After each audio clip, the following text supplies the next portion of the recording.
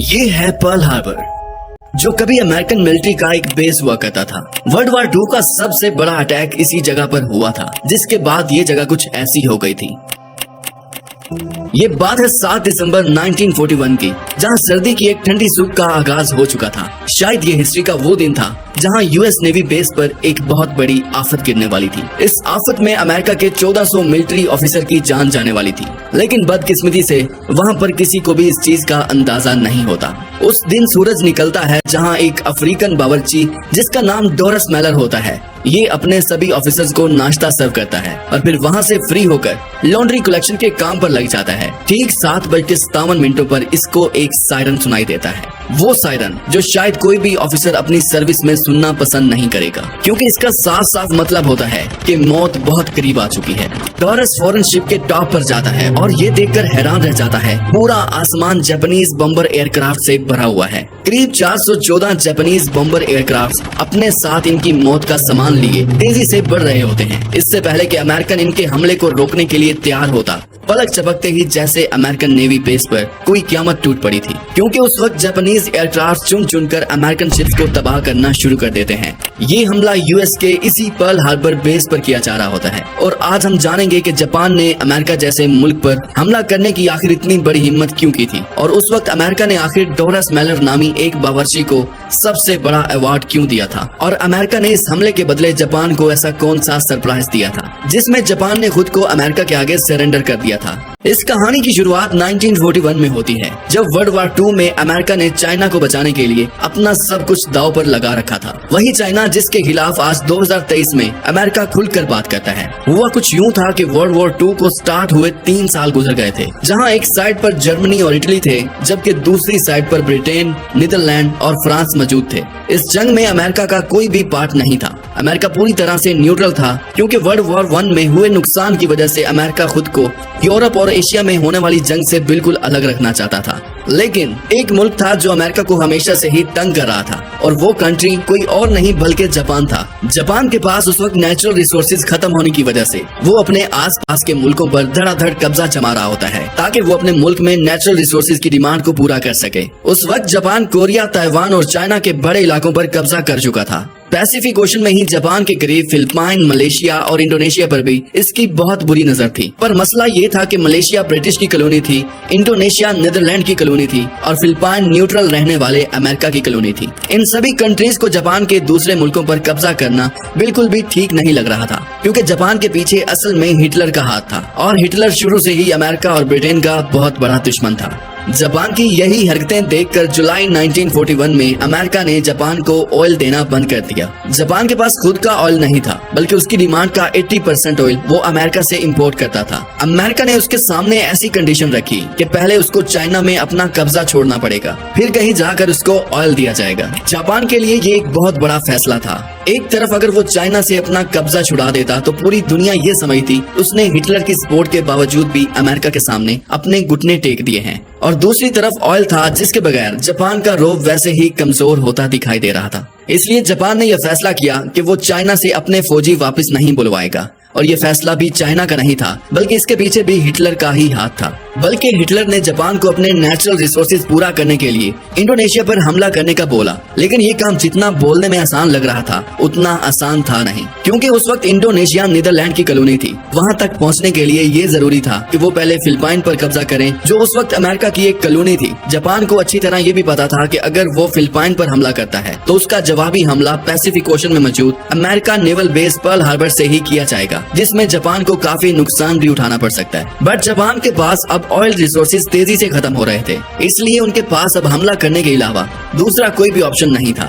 इसलिए बिना सोचे समझे इन्होंने चुपके से हमला करने की तैयारी करनी शुरू कर दी। फिलिपाइंस पर नहीं बल्कि पर्ल हार्बर पर। जापानीज मिलिट्री लीडर ने यह फैसला किया कि वो अमेरिका की पर्ल हार्बर बेस पर एक ऐसा सरप्राइज अटैक करेगा जिसे पूरी दुनिया क़यामत तक याद रखेगी, और इस बेस को हमेशा के लिए खत्म करके वो फिलिपाइन पर अपना कब्जा जमा लेंगे। जापान अब चुपके से पर्ल हार्बर पर अटैक करने की प्लानिंग शुरू कर देता है। वो 15,000 लोगों की एक आर्मी तैयार करता है, जिसमें 2 बैटलशिप्स, 39 सबमरीन्स, 30 डिस्ट्रॉयर्स और हैरतअंगेज तौर पर 414 बम्बर एयरक्राफ्ट मौजूद थे। इन एयरक्राफ्ट को 6 एयरक्राफ्ट कैरियर के जरिए पर्ल हार्बर की तरफ रवाना किया गया। दूसरी तरफ अगर पर्ल हार्बर पर खड़ी अमेरिकन फोर्स का अंदाजा लगाया जाए तो वहाँ भी 8 बैटलशिप्स, 59 एंटी एयरक्राफ्ट शिप, 4 सबमरीन्स और 390 एयरक्राफ्ट थे। अगर देखा जाए तो अमेरिका के पास भी जापान का हमला नाकाम बनाने के लिए काफी फोर्स मौजूद थी, लेकिन इस हमले के लिए जरूरी ये था कि इनको पहले से ही इस चीज का पता होना चाहिए था। पर जापान ये अटैक हर तरह से सीक्रेट रखना चाहता था, इसलिए जापानीज कमांडर ने ये सख्ती से ऑर्डर दिया कि वो हमले से पहले किसी किस्म का कोई वायरलेस कम्युनिकेशन नहीं करेंगे। जापान से निकलने वाली फोर्स सिर्फ 5 दिनों में ही 8000 किलोमीटर का फासला तय कर चुकी थी और अब ये पर्ल हार्बर से सिर्फ 370 किलोमीटर दूर थी। और यही वो पॉइंट था जहां से अब जापानीज एयरक्राफ्ट को पर्ल हार्बर पर हमला करने के लिए टेक ऑफ करना था। ये वर्ल्ड वार 2 का सबसे बड़ा हमला होने जा रहा था, जिसमें अमेरिका अभी तक शामिल ही नहीं था, बल्कि वो इसके लिए तैयार भी नहीं था। 7 दिसंबर 1941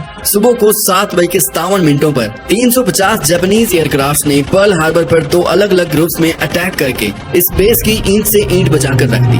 अमेरिका जो इस हमले से बिल्कुल वाकिफ नहीं था, उन पर तो जैसे आसमान से क़यामत टूट पड़ी थी। जापानीज एयरक्राफ्ट के पहले ग्रुप ने यहाँ गोलों की बारिश कर दी। 45 मिनटों तक ये क्राफ्ट ऐसे ही पर्ल हार्बर पर हमला करते रहे और फिर वापस चले गए। पहले तो यूं लगा जैसे ये हमला खत्म हो चुका था, लेकिन फिर 10 मिनटों के बाद जापानीज बम्बर एयरक्राफ्ट का दूसरा ग्रुप आता है और बची बुची नेवल बेस को भी गोले बरसा कर तबाह कर देता है। यहाँ पूरे 1 घंटे और 15 मिनटों तक ये हमला इसी तरह जारी रहता है, जिसमें जापान का पलड़ा पूरी तरह से भारी रहता है। यहाँ तक कि अभी तक अमेरिका की तरफ से कोई जवाबी हमला भी नहीं किया गया था। अमेरिका के 20 वेसल्स, 8 बैटलशिप्स और 300 से भी ज्यादा एयरक्राफ्ट खड़े खड़े ही तबाह कर दिए गए थे। मंजर कुछ ऐसा था कि लगता था जैसे जमीन को आग और आसमान को काले धुएं के बादलों ने पूरी तरह से छुपा दिया हो। इसी दौरान अमेरिका की एक बैटलशिप में अफ्रीकन बावर्ची डोरस मेलर भी मौजूद था, जिसको वीडियो की शुरू में इमरजेंसी सायरन सुनाई दिया था। ये खौफनाक सायरन सुनकर जब तक वो यहाँ से बाहर निकलता, आसमान से एक जापानीज मिसाइल सीधा उनकी शिप पर आ लगा, जिसमें शिप कैप्टन समेत बहुत सारे अफसर जख्मी हो गए थे। डोरस ने अकेले ही इन जख्मियों को सेफ जगह पर शिफ्ट किया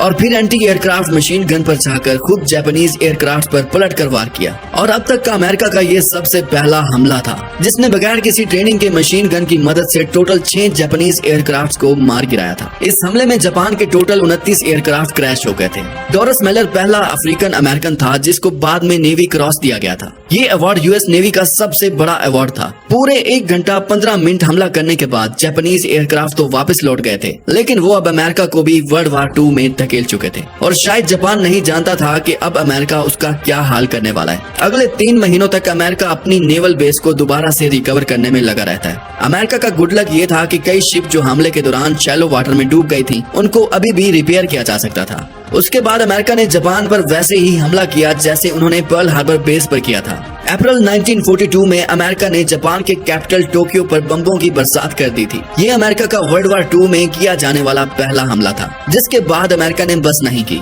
अगले 4 सालों तक अमेरिका और जापान का शदीद वार चलता रहा, जिसमें अब अमेरिका का पलड़ा भारी हो चुका था। जापान इस जंग में बहुत ज्यादा कमजोर दिखाई दे रहा था। हर रोज जापान के सैकड़ों फौजी उसके सामने ही मरते थे, मगर वो फिर भी अमेरिका के सामने खुद को सरेंडर नहीं कर रहा था।